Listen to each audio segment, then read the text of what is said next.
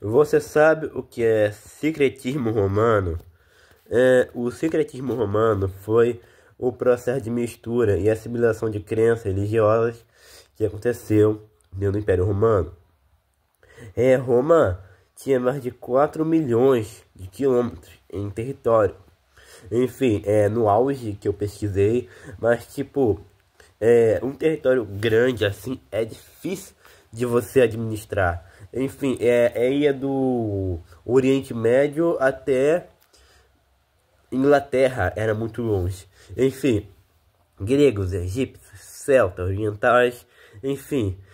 Em vez de Roma proibir a religião desses caras e criar um bate de um conflito interno, em vez disso, ele fazia diferente, Roma fazia diferente. Ele absorvia os elementos, fundindo com o panteão romano. Por exemplo, o deus Júpiter foi identificado como Zeus, entendeu? Vênus foi associado a Afrodite. Ísis, Egito ganhou templos em Roma. Mitra, uma divindade persa, foi cultuada entre romanos. Assim, o império criava uma unidade cultural religiosa, mantendo a paz entre diferentes povos, sem inteligência. No final do Império Romano, o cristianismo também foi influenciado por esse contexto. O sincretismo, festas pagãs foram reinterpretadas como o Natal, enfim, símbolos antigos ganharam novos significados, tá? Eu acho Roma muito inteligente nesse quesito. Em vez de você criar mais conflito e mais ódio ainda, você apazigua a situação. Enfim, quando o cristianismo se espalhou, né, começou a se espalhar, o mesmo mecanismo de sincretismo continuou. O cristianismo reinterpretou símbolos, como já expliquei, a festa do sol, 25 de dezembro, enfim. Alguns templos antigos foram reutilizados como igrejas. Certos costumes locais ganharam roupagem cristã, né, ajudando a conversão dos povos. Enfim, o que aconteceu com os judeus aqui no Nordeste é um tipo parecido de processo, tá? Só que mais restrito e forçado. Eles precisavam disfarçar os seus costumes judaicos, né, dentro da cultura católica portuguesa. E isso gerou um secretismo disfarçado, que acabou virando assimilação cultural com o tempo. Ou seja, o secretismo romano era político, estratégico, nordeste colonial. O secretismo foi uma assimilação para sobreviver, né? Basicamente isso. Em 1496, quando Dom Miguel I, rei de Portugal, decretou a expulsão de judeus do seu reino, copiando o exemplo de reis católicos da Espanha de 1492, os judeus foram oficialmente proibidos de viver em território português, mas a coroa não queria perder os talentos e o capital que esses homens e mulheres traziam, especialmente aqueles que estavam ligados ao comércio, à medicina, à navegação e às finanças. A solução foi forçar a conversão. Os judeus foram batizados e passaram a ser chamados de cristãos novos, oficialmente católicos, mas muitos mantinham secretamente essas práticas judaicas em casa. E você sabe como o judeu né? Prefere morrer do que abdicar da sua fé. Enfim, esses que praticavam o judaísmo em casa eram chamados de marranos. Enfim, quando Portugal começou a colonizar o Brasil, muitos cristãos novos vieram para cá, especialmente para o Nordeste, onde havia grande atividade comercial, açúcar, escravos, exportação. O Brasil era uma forma de escapar da vigilância da Inquisição, que agia mais fortemente em Lisboa e esses lugares, né? Mas a Inquisição também acabou chegando no Brasil. O Tribunal do Santo Ofício não tinha sede aqui, mas ensinava visitores e recolhia denúncias, as chamadas devasas no Nordeste. Isso gerou prisões, confisco de bens, deportações para Lisboa, onde muitos foram julgados e executados. Enfim, como eu falei, a coroa portuguesa dependia dos novos cristãos. Eles foram fundamentais para o financiamento dos engenhos de açúcar, comércio atlântico, o de escravos negreiros, né? A exportação para a Europa, enfim. Mas ao mesmo tempo, a coroa e a igreja os temiam e os discriminavam, né? Excluindo de cargos públicos e eclesiásticos, suspeitavam de judaização, né? guardar o sábado, evitar comer carne de porco, rezar em hebraico, etc. Enfim, tendo o vizinho ou rivais comerciais, né? Enfim, eram presos, torturados e tinham sido bem confiscados pela coroa. E que era uma forma de enriquecer, né? Enriquecimento estatal de forma de defesa da fé. Enfim, um episódio importante foi a visitação do Santo Ofício na Bahia de 1591 a 1593 e depois em Pernambuco de 1593 a 1595. Essa visita resultaram de denúncias e prisões de cristãos novos, muitos deles da elite, entendeu? Eu tenho aqui vários nomes históricos de judeus, nomes que no Nordeste, né? Antônio Dias Adorno, enfim, ricos comerciantes da Bahia, perdão. Eu falei comerciante, rico comerciante da Bahia, acusado de judaizar durante a visitação de 1591. Heitor Furtado de Mendonça, que citou que liderou as Devas do Nordeste, foi o terror de novos cristãos. Eu tenho vários nomes aqui históricos, enfim. Heitor Furtado da Mendonça foi um visitador do Tribunal do Santo Ofício da Inquisição de Lisboa. Ele tinha poderes. Eu queria falar mais sobre esse cara. Absoluto da coroa e da igreja para investigar, prender, julgar, suspeita de heresia, né? Feitiçaria, bigamia e judaísmo. Ele era um padre português, bacharel em direito canônico e trazia uma carta rígida que lhe concedia autoridade sobre todo o território da colônia. Na prática, era o olho e o braço direito da Inquisição do Brasil. Enfim, a missão dele ficou conhecida como a Visitação do Santo Ofício ao Brasil, que começou na Bahia e depois se deu para Pernambuco, entendeu? E outros lugares lá. Enfim, Heitor Furtado foi responsável por abrir o primeiro processo inquisitorial sistemático em território brasileiro. Ele instalou tribunais temporários nas capitanias, né? E ordenou qualquer pessoa que tivesse conhecimento de heresias denunciasse, né? Inclusive vizinhos, colegas e parentes. O alvo foram os cristãos novos, descendentes de judeus convertidos à força em Portugal, que eram acusados de judaizar ou de manter secretamente rituais judeus.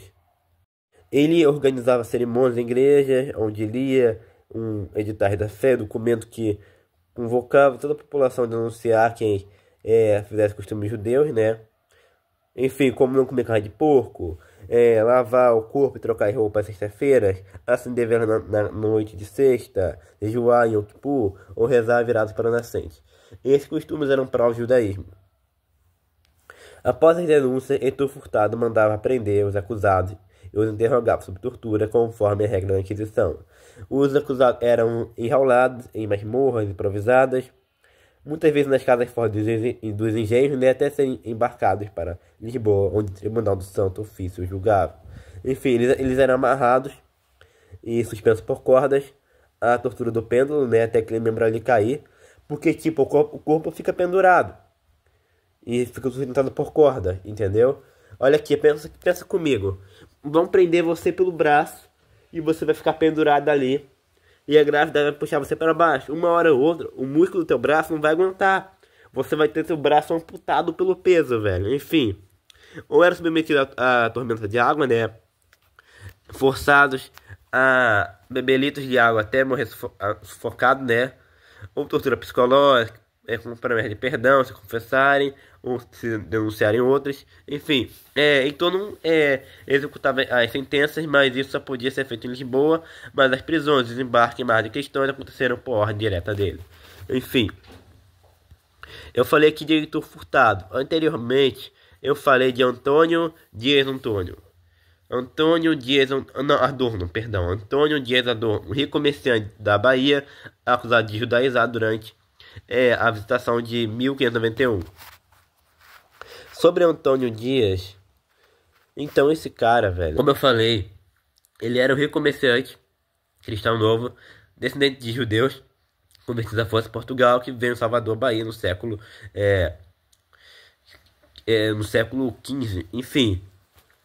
Ele pertence a uma família poderosa da colônia, os Adornos, originalmente de Genova, Itália, que se estabeleceram na Bahia, em Lisboa. Os Adornos estavam profundamente ligados ao comércio transatlântico, negociavam açúcar, escravos, ouros, couros e especiaria entre o Brasil, né, a África, Portugal, Por trás dessa fachada respeitável, muitos membros da família eram suspeitos de judaizar ou manter secretamente prática do judaísmo, né, como guardar o sábado, rezar em hebraico, fazer jejuns e evitar carne de porco. Enfim, em 1591, com a chegada de Heitor Furtado, aquele cara lá, o inquisitor lá, né, ele chegou à Bahia com autorização da coroa e da igreja, né, para abrir uma visitação, uma devasa pública, né, contra heresias. Ele pregou no céu da Bahia o edital da fé, né, que ordenava que os habitantes denunciassem pecados ocultos contra a Santa Madre Igreja. Logo começaram as denúncias contra Adorno, feito por vizinhos, até empregados. O ambiente de terror era total. Antônio Dias Adorno foi acusado de ser judeu encoberto, de guardar o sábado como dia sagrado. As denúncias registradas nos arquivos do Santo Ofício diziam que ele não comia carne de porco, se lavava, se vestia de roupas limpa à sexta-feira à noite, fazia jejuns estranhos ao calendário da igreja e rezava com os irmãos ao nascente. Essas gestas é interpretadas como sinais de fidelidade secreta ao judaísmo. Enfim, Heitor Furtado mandou prender Antônio Dias Adorno, junto com outros membros da comunidade cristã nova baiana. Ele foi mantido em cárcere na própria Bahia, depois ele foi para Lisboa, onde foi formalmente julgado pelo Tribunal do Santo Ofício. Enfim, nos interrogatórios, os inquisidores tentavam fazer confissões por meio de ameaças, longos jejuns e isolamento. Antônio negava as acusações, afirmando ser católico e praticar rito da igreja. Mas com muitos denunciantes insistem que ele guardava o sábado, a culpa foi considerada provável. Enfim, o registro da primeira visitação do Santo Ofício à Bahia, de 1591 a 1593, traz várias denúncias sobre ele. É um dos nomes mais citados, velho. Enfim, o processo terminou em Lisboa. Embora não tenha sido condenado à morte, não há registro de execução no livro dos Atos da Fé. Ele foi condenado à prisão e confisco de bem, além de penitência pública. Todos os seus bens foram confiscados, perdeu o direito de comerciar e de exercer cargos públicos. Foi obrigado a usar sambentino, né, uma túnica amarela com cruz vermelha, símbolo dos penitenciados, e participou de um ato de fé, provavelmente em Lisboa, onde confessou publicamente seus pecados. Enfim, a prisão e o confisco de bens de Antônio Dias Adorno abalou profundamente o comércio da Bahia, porque ele era um dos principais intermediários entre o povo de Salvador e da Bahia. A coroa se aproveitou de seus engenhos, armazéns escravos, e a família perdeu prestígio e fortunas. Alguns desses mudaram de nome ou se refugiaram em outras partes da colônia, como Pernambuco e interior, para escapar do estigma, né? Enfim. Outros membros da família de Adorno foram igualmente perseguidos. Diogo Dias Adorno, parente de Antônio, também foi denunciado por ritos judaicos. Simão Dias Adorno, outro comerciante, foi julgado em Lisboa em 1610, né? Enfim, em resumo, em 1500 a 1590, você vai ter a migração de novos cristãos, relativa tolerância econômica, mas constante denúncia. De 1591 a 1595, você vai ter a visitação do Santo Ofício, perseguição, prisões e confisco de bens. De 1600 a 1630, tensão crescente e vigilância da Inquisição. De 1630 a 1654, domínio dos holandeses, liberdade religiosa, fundação da sinagoga de Recife. Após 1656, repressão retomada, fugas, prisões e exílio. É basicamente isso, pessoal. Enfim, é isso.